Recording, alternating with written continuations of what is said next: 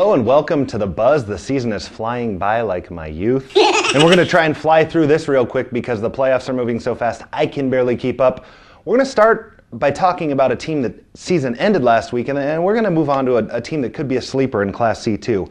Hardington High, they lost to High Plains 50-14 in the Class D1 playoffs last week, ended their season, but it was a 9-1 season for the Wildcats.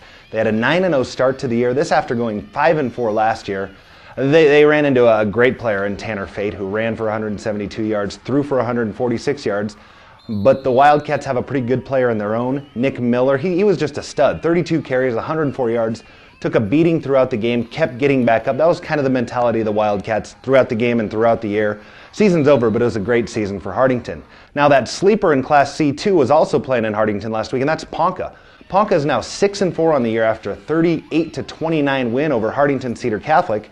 But if you look closely, 3 of those 9 losses for Ponca are by a total of 9 points. Included in that is a 28-26 loss to Lutheran High Northeast, which they led 26-14 in the third quarter, correct. And wouldn't you know, as luck would have it, the Indians are coming to Norfolk this week to battle the Eagles in a rematch, and it's a quarterfinal rematch. It doesn't get a whole lot bigger than that. They have plenty of talent on the field for Ponca. Quarterback Aaron Carlson, wingbacks Wes Torsen, Tanner Boyle, Michael Walsh, and fullback Sam Berkey.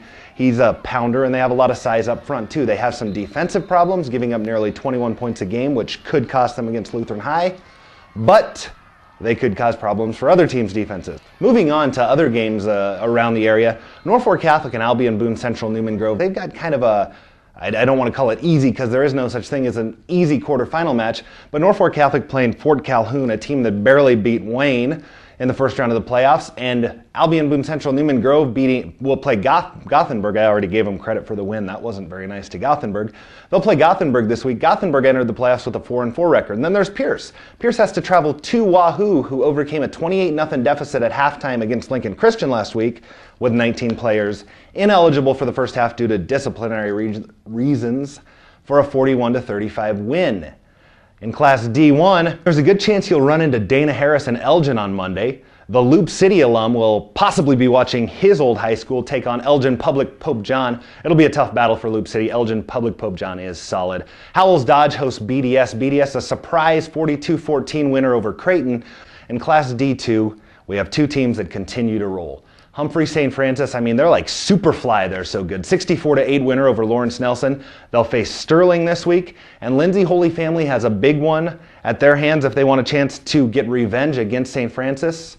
The Bulldogs will host number 2 seed Falls City Sacred Heart, who's been rated in the top 2 in the state throughout the year. Until we talk about semifinal football on The Buzz, I am Tom Beamer, and I will see you in a week.